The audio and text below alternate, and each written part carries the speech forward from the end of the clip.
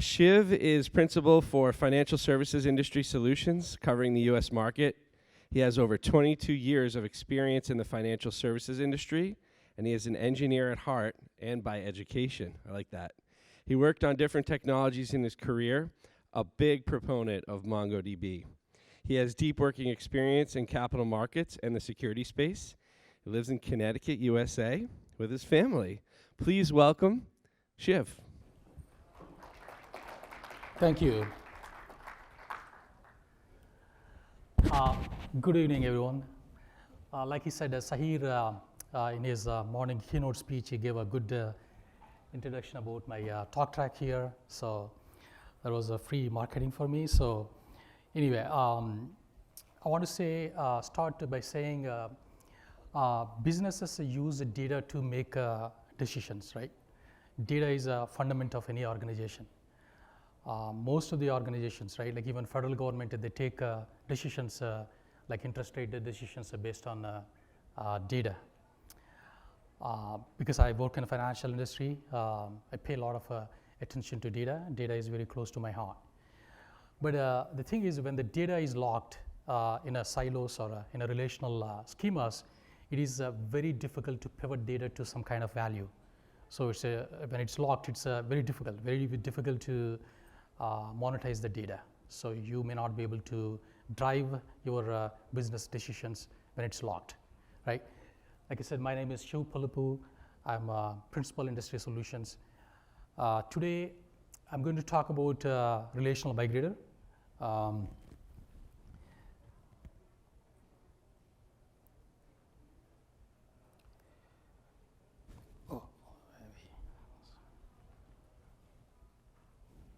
I'm sorry, guys.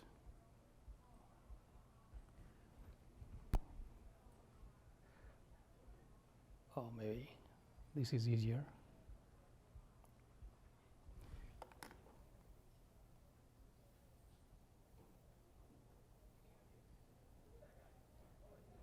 Okay, so I'm sorry. So why we migrate at all, right? So we know like birds migrate from one place to the other place for a better climatic reasons, and climate change. There is a change in climate. They move. Likewise, people move from one place to the other place for better living, right? So when you think about it, an organization, why do they need to migrate from something like a relational to something like a modern technology platform like MongoDB? So they do that when there is a measurable pain preventing them to actually achieve their business challenges or business goals, right? So most organizations, right, they try to, especially in the last several years, like trying to migrate from legacy to modern NoSQL database platforms, and also based on Forrester research, they actually mentioned that the biggest driver to such a migration challenges is a legacy infrastructure. I'm sorry.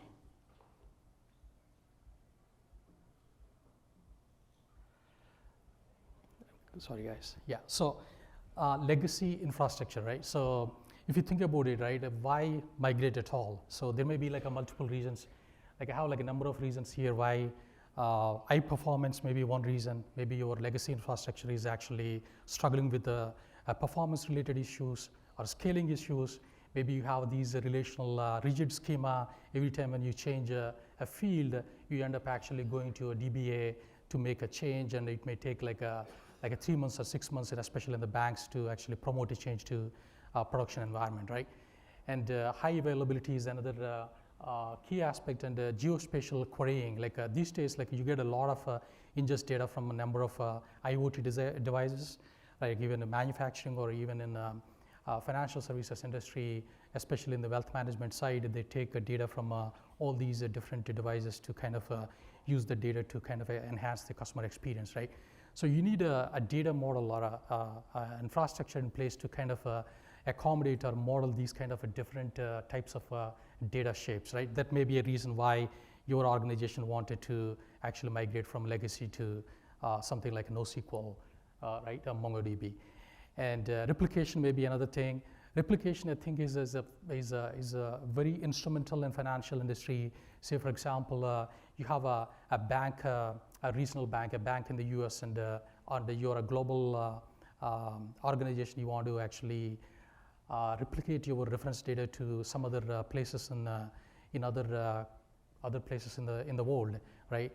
Replication using relational database management systems, like really a painful exercise. There may be some timing issues, latency issues, and you may not be able to get real-time data, in the moment data when you need it. So there may be a legal or regulatory fines that you end up paying because when the data is not accurate, right? So with the MongoDB, you have that replication by design, like it comes out of the box, right? And a cloud native, you may want to have a solution in place where doing like a development, right? It has to be like a cloud native, right? Like the Kubernetes and these new technology trends, like you wanted to do something very, very friendly to cloud environment, and even like to kind of accommodate all these new development trends and all that. It has to be cloud native, and the time to market is another thing. So any of these reasons, like they have a number of reasons, right? One simple reason, like a replication, may be a good, just sufficient enough for a migration, right?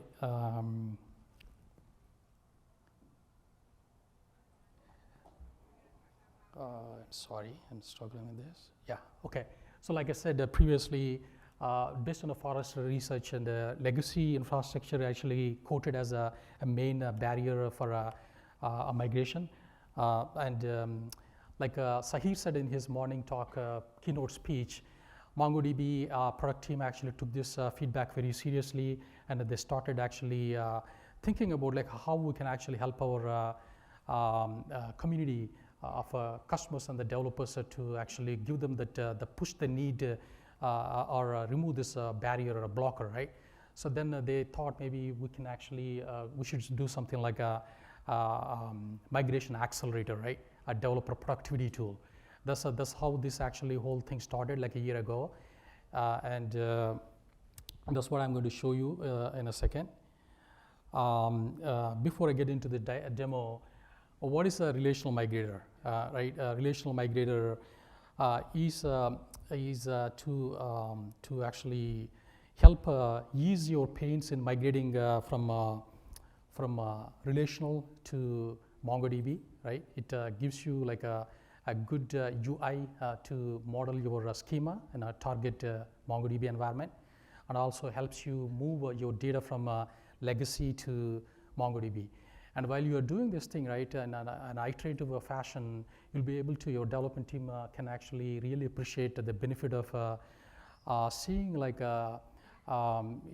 seeing live like how this table or a set of tables would look like in the MongoDB schema, right? It gives them that confidence, right? And it removes that inertia that comes with understanding and learning a new technology platform like MongoDB. And in its current stage, this supports migration from Oracle, MySQL, and Postgres and SQL Server. But in the future versions, we are planning to add support for DB2, right? And depending on the customer feedback and customer requests, and there is a plan to expand this beyond DB2 on these platforms I mentioned here. And in its initial release, we'll have an option to migrate data from your source to target one time, meaning like almost like a one-time Big Bang migration. But in future versions, we'll be actually planning to support a continuous migration, in that any incremental data updates can be actually done using this environment. But in the initial release, we'll be actually able to support one-time migration.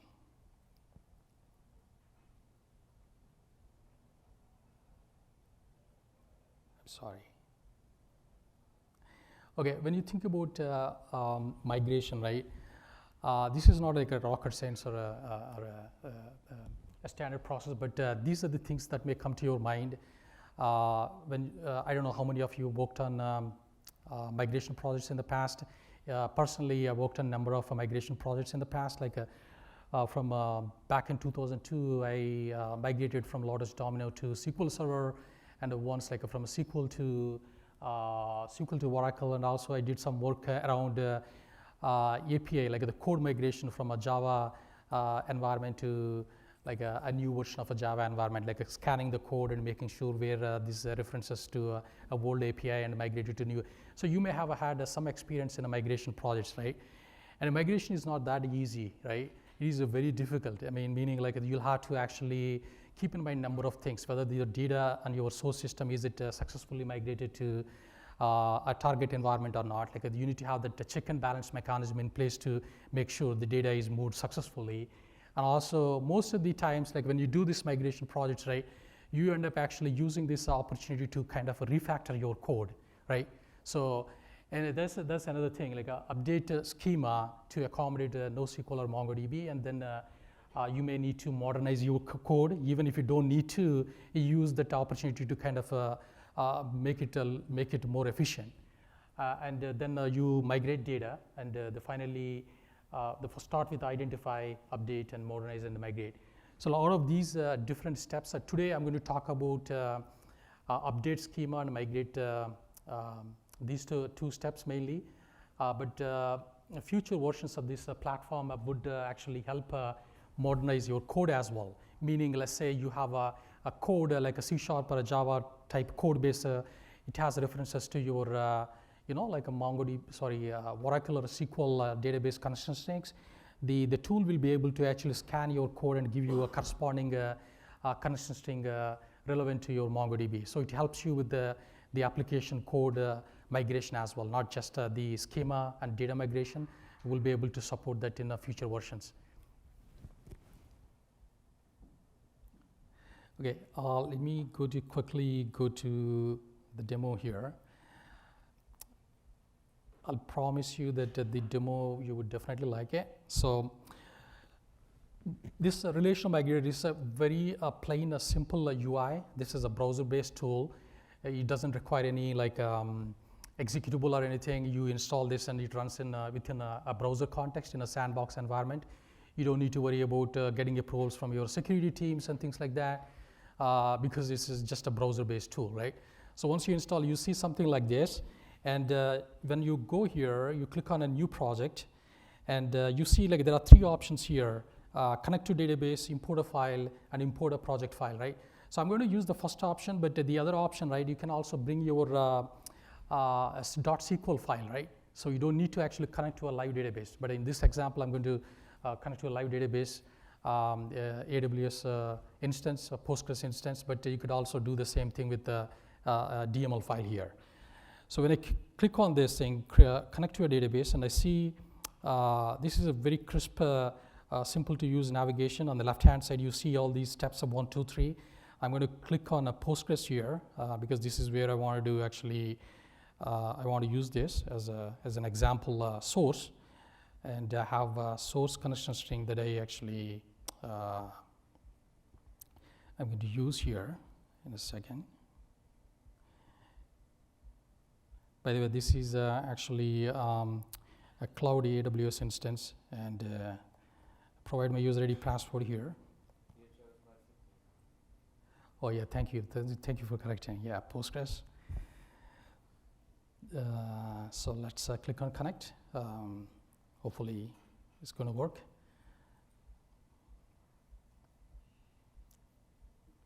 Yeah, it's going to take a bit of time because we try this again.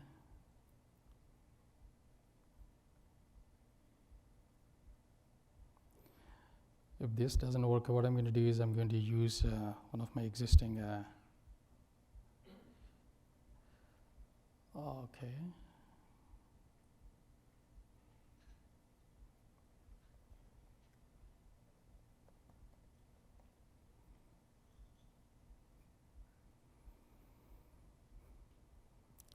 Initially, when it comes to something over the network to a cloud environment, it takes a bit of time to actually kind of take all these schema and data to.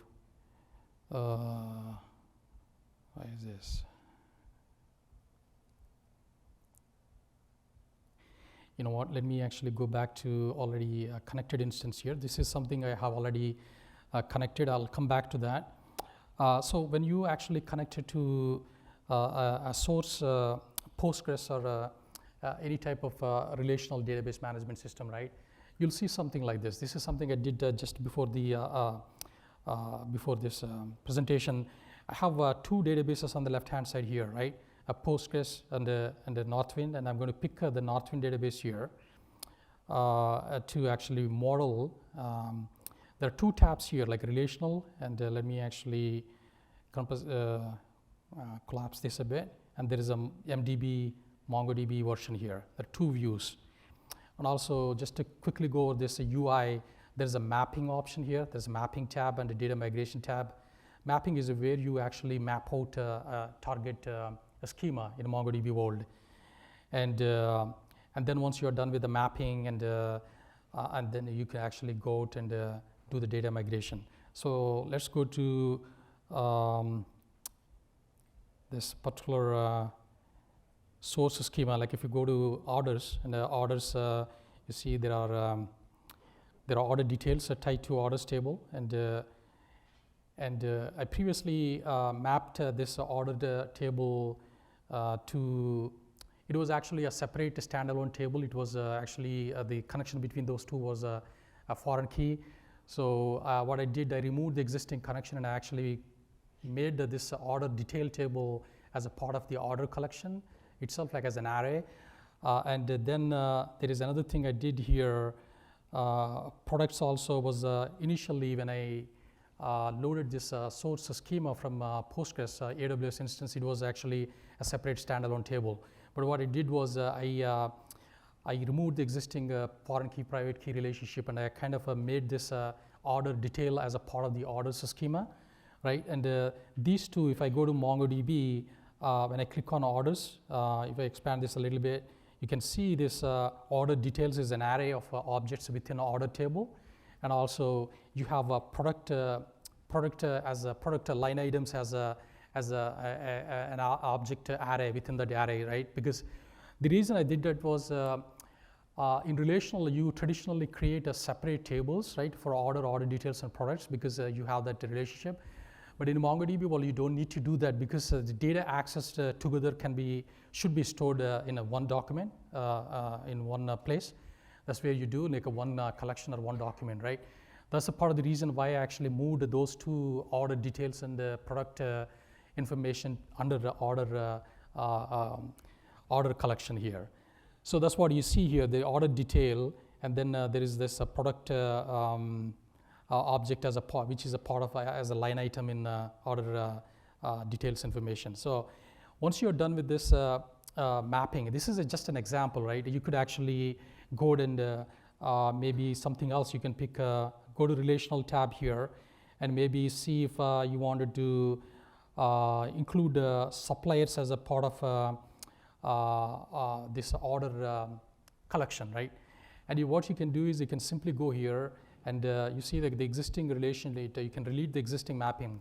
The tool actually by default creates a one-to-one mapping between one table in a relational to a corresponding collection in MongoDB.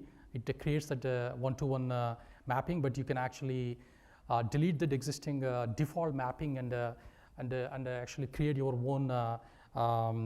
own mapping. Like for example, in this case, I would simply delete this thing, and then maybe I wanted to click on the supplier here and add this supplier as a part of this order, maybe fields in a child schema, or I can do this, and I can put it in a supplier information as a part of the order.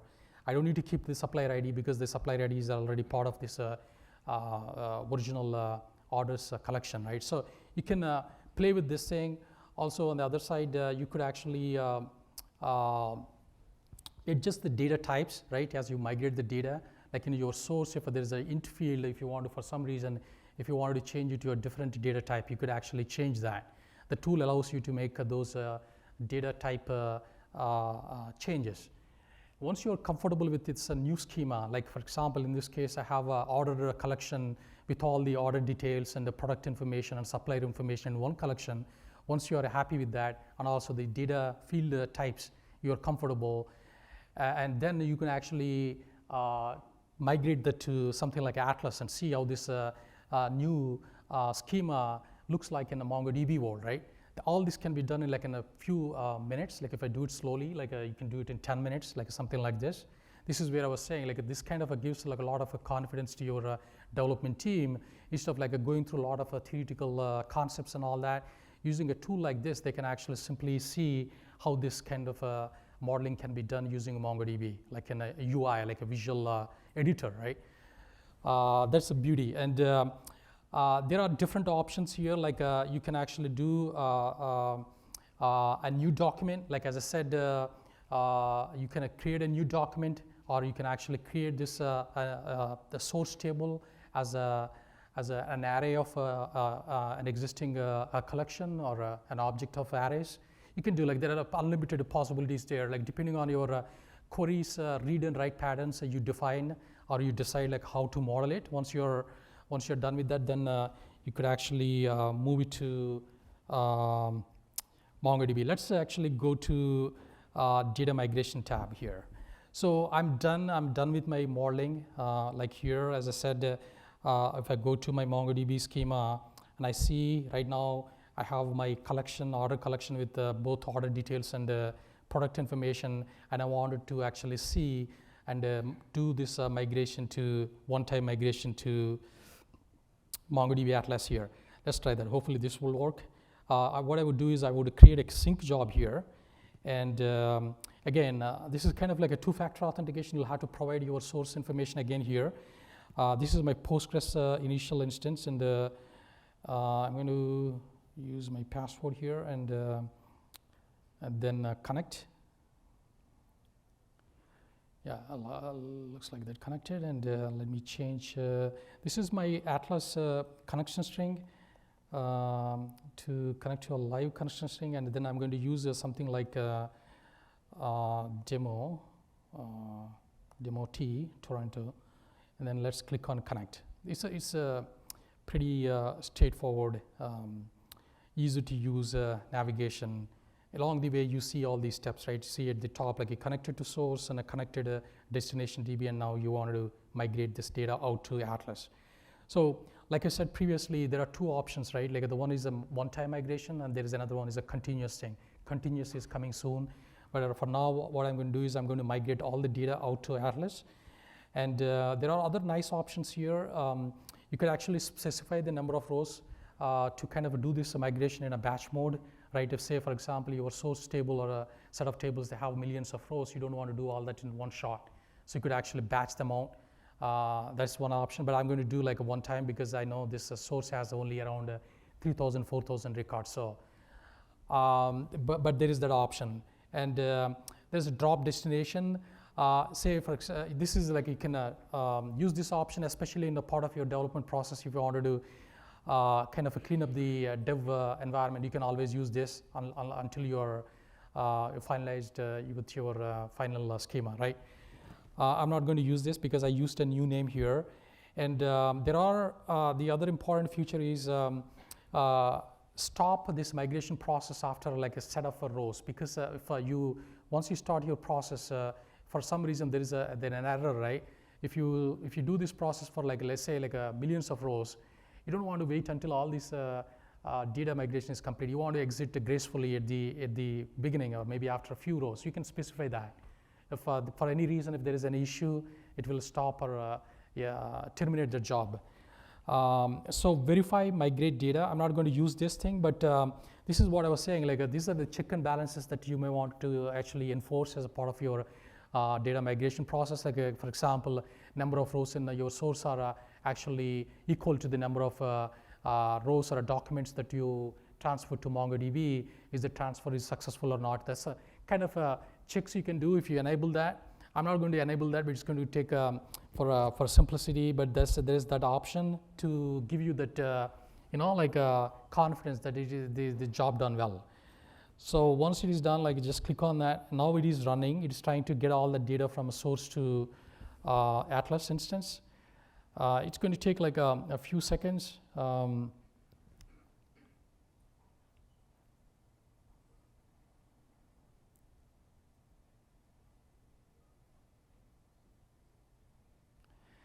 Yeah, there's something really wrong here today. But I usually carry my own laptop when I do these demos, but today I'm using an event laptop. I sincerely apologize, but let me try this again. But let me finish this, and I have only 5 minutes. I did a migration this morning, and when you go to Atlas, migrated collection, I want to show you quickly how it looks like. Oh yeah, I think this is actually, no, there is an issue here. This is a demo migration I did. If you go to the collection view here, as you can see, if you remember, what I did was actually I put both the order details and the product information under the order collection. That's what you see here in this order collection. Now you have both the order details and the product data in one place, in one collection. So that's the beauty, right? And now the data access together is stored in one place, and all the order specific data is in order collection. And you have also tried a quick test, like both modeling and data migration, like in a few steps. Like if everything works smoothly, it shouldn't take more than 10 minutes to get this. Once you have your data there, for any reason you wanted to make some post-migration validations. Say, for example, you wanted to kind of fine-tune your schema on the target environment. You could actually use the aggregation pipeline to actually add things or enrich your schema in current stage. But future versions, we are planning on actually adding that post-migration validations, meaning like you could actually add something called calculated fields. Say, for example, you have first name and last name in your source. If you wanted to actually migrate that as a full name to your MongoDB collection, right, you could be able to do that with this calculated fields. That is something is on our roadmap that will be available. Yeah, so this is actually what I wanted to show. Well, I'm slightly disappointed because this is not working. Let me actually give a quick try this again, see if this works.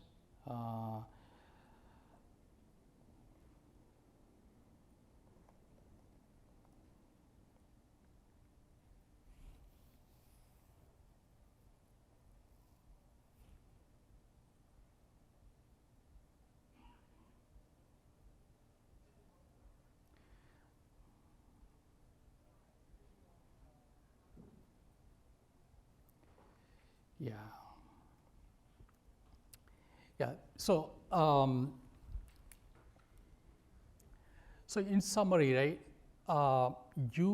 this tool actually provides you a quick, like a kind of an accelerator for your development team, right?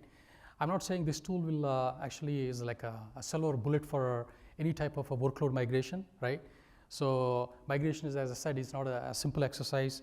But if it is like a 10-table schema, a type migration, you'll be able to actually use this tool to actually move from one place to the other place. But at a minimum, it gives you a development team a clarity, or kind of removes that roadblock or a mental block, right? Trying to utilize something like a MongoDB. Like today, one of my client calls, somebody was asking me about how easy it is to learn MongoDB, right? Instead of giving them a book, like if you tell them like this is how you can actually migrate using a tool like this, gives that confidence like in a relatively short amount of time. Continuous coming later, like as I said, a continuous is a replication is coming soon, and there will be advanced mapping rules. Like I said, when you have like a calculated fields, for some reason you have like a nested stored procs, like complex stored procedures, doing some logic on your end to create these computed field. Things like that you'll be able to do with the migrator in later versions. And post-migration validation is something I talked about, and automatic schema recommendations, right? This is like another beautiful thing that they're planning to do based on your existing schema like relationships, right? Like based on your foreign private key relationships and all that. the migrator tool will be able to kind of provide you a recommendation based on this existing setup. This is how I would actually model this target schema. So you can see that, and if you like it, you can actually use that, or you can actually start that as a starting point and actually build on top of it, right? There is that like a productivity or like a advantage that you have. And future versions, it will be, this is right now, it's on, you can actually install it on a server or your local desktop or laptop. This is installed on laptop, but future versions will be integrated or hosted on a cloud hosted solution. It will be like in an Atlas UI that you see the console. Like you'll see this tool somewhere in the Atlas, and it will be part of Atlas offering.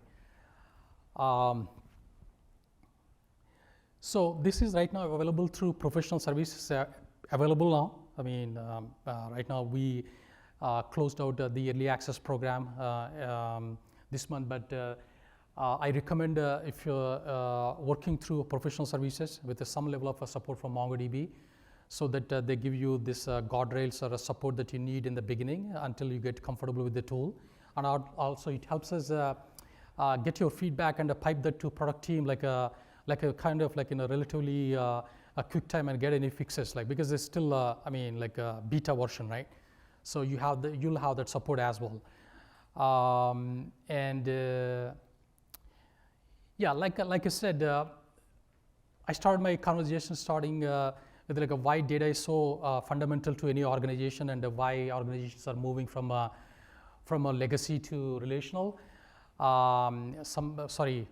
Relational to MongoDB or new modern database platforms, and we see like a stampede, right? We have around 40,000 customers using MongoDB today, and we see this a lot, and a lot of people, especially in the financial industry, and I'm seeing like a tremendous interest using MongoDB, like even big banks, like 80 plus global banks use MongoDB. So that is a kind of an attestation to why MongoDB is so secured. And if a banks can use a MongoDB platform, I mean, anybody can actually use that, because the banks are known for high regulation. It's a heavily regulated industry, right? So 35,000 customers, I think it's now 40,000, 90 cloud regions.